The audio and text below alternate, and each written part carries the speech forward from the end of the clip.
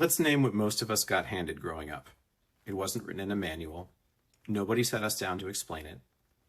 But we absorbed it anyway, from dads, uncles, coaches, movies, and the culture around us. The blueprint was simple. Handle it, hide it, fix it, or disappear until it blows over. We were taught to measure strength in silence and control, and often to measure our worth by whether we could take charge. You hold the line, you don't buckle, you figure it out on your own, you make the call, set the course, and act like you know you're right, usually without asking for input. If there's a problem, you solve it. If there's tension, you decide how to handle it. That's what a man does. There's some value in that, in a true emergency. Someone has to steer the ship when the storm hits. But in a marriage, that same instinct can backfire in a few different ways. See if any of these ring a bell. The silent shield. You go quiet when she's upset, thinking you're being calm. She experiences it as you disappearing. The logic hammer. You get ultra logical when she's emotional, thinking you're being helpful. She experiences it as you steamrolling her feelings. The hero drop-off. You make a plan, fix the problem, and hand her the solution without ever checking in. She experiences it as being pushed around or treated like her perspective doesn't matter. The one-man council. You believe your value comes from being necessary, so when she doesn't like your solution, you feel undermined, and your whole system goes into fight or flight. The lid blow-off. You keep a tight lid on your emotional range until the frustration builds and you snap, going from 0 to 100 in seconds. That shift can feel unpredictable and unsafe for her, even if you think you're just blowing off steam. From the inside, these moves might feel like leadership, steadiness, or even restraint. But from her side, they're likely to feel like disconnection, pressure, or being managed. Again, there are moments in life where you do need to step in hard, manage, or pull back to protect yourself or the situation. But if those are your everyday default settings in marriage, you're basically just pushing her away while puffing your chest out. Here's something that's both crucial and tempting to overlook during heated moments. She's not just listening to your words. She's reading your nervous system. When she sees you tightening up, shutting down, or trying to control the situation, she can feel the brittleness underneath your words, whether she's aware of it or not. And brittle isn't safe. Over time, brittleness and one-sided leadership erode her faith in you. That's why the strong, silent type or fix-it man who thinks he's holding the relationship together can actually be part of what's pushing it apart. If the old blueprint was about control, suppression, and playing the lone problem solver, the new blueprint is about connection, adaptability, and shared reality. It's not about throwing away strength. It's about redefining what strength actually means when the goal is a relationship that works for both of you, not just holding things together by force of will. Real strength in a relationship isn't silent, brittle, or self-appointed. It's not about being the one who always has the plan or protecting your sense of worth by making yourself indispensable. And it's definitely not about bracing until you either win or blow up. Instead, healthy masculine strength looks like this. Being aware of what's happening inside you so you're not run by reflex. Staying in conversation rather than assuming you already know what's needed. Holding your ground without making the other person, her, wrong. Making space for her input without disappearing yourself. Feeling pressure without collapsing or escalating. When you relate like that, you're not leading her. You're building something together instead of pushing a solution you came up with alone. You don't dominate and you don't retreat. You stay engaged.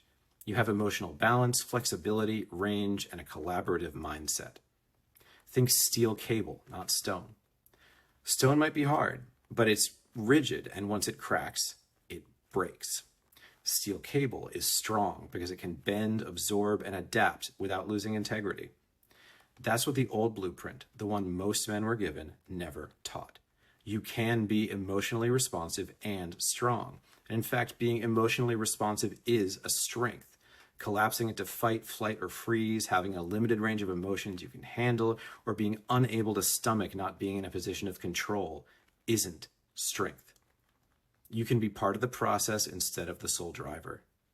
Needing to be the sole driver and jockeying or getting all whiny and pissy or just disappearing when you're not isn't strength.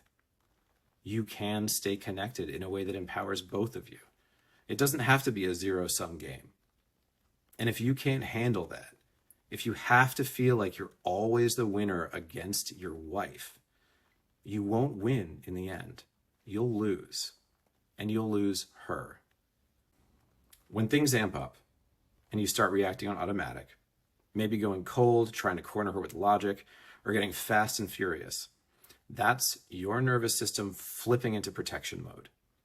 And when she picks up on that, consciously or not, her system reacts too. It can happen in seconds. Something spikes in you, something changes in her. You both demand to be heard. The air in the room feels smaller.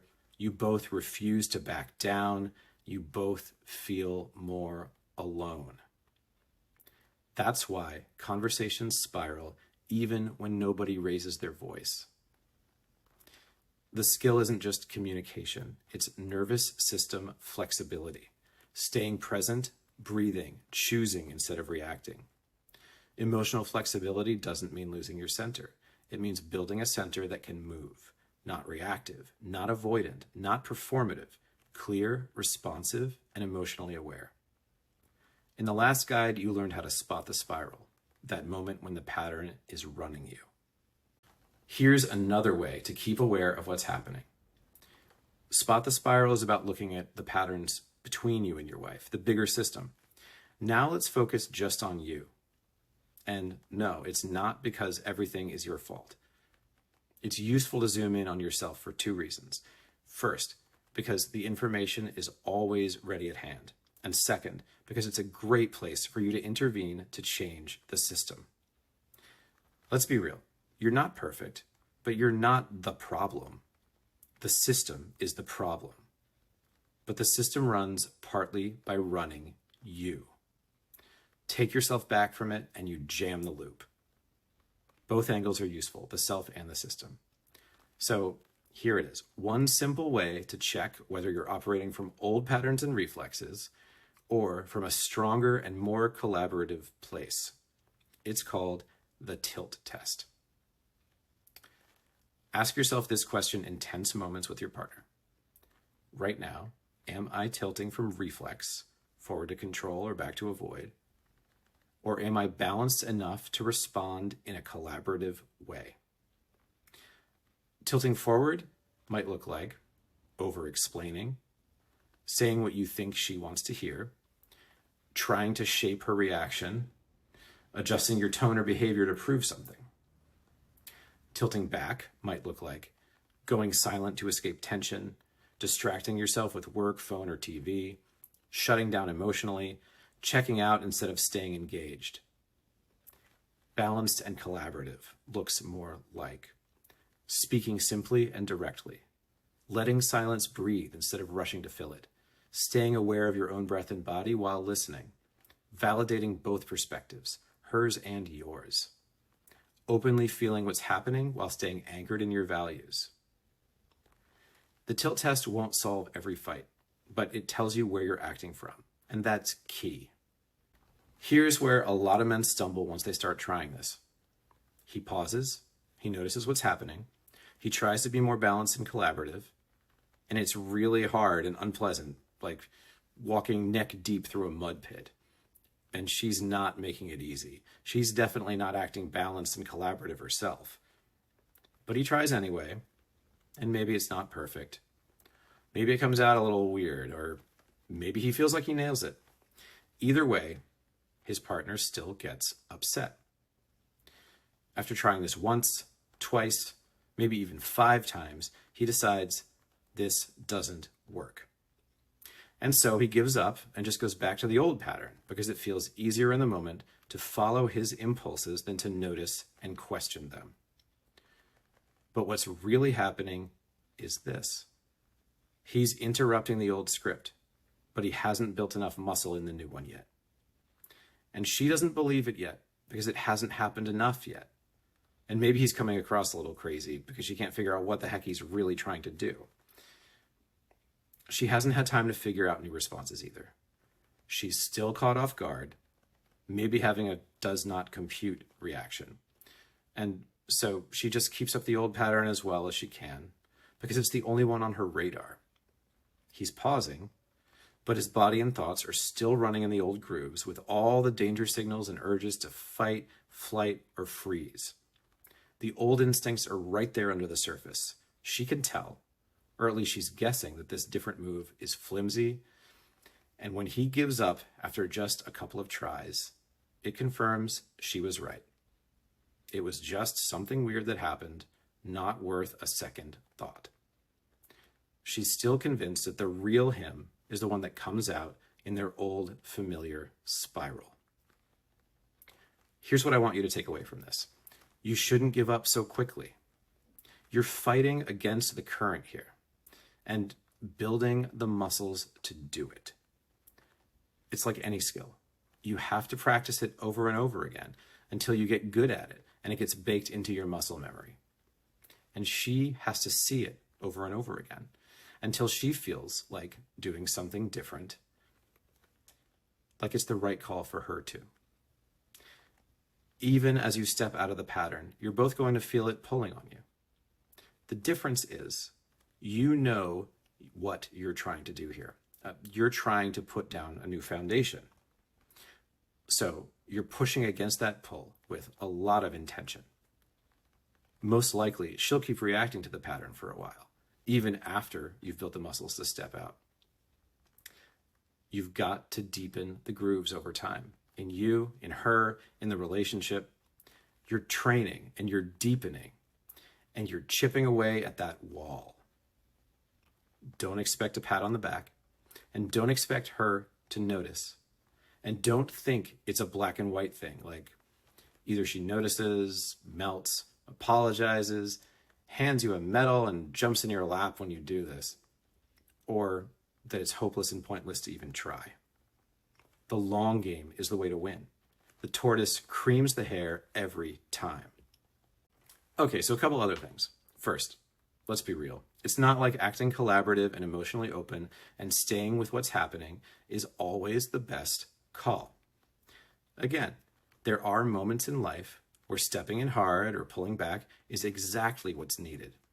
Anyone who tells you different is either lying or has no horse sense. The issue is your default settings. In everyday life, leaning over or leaning away, forward or back, by default, is like letting termites slowly eat through the floor of your marriage. And if she's already eyeing the door when you do this, it's like termites on steroids. Second, we're not done.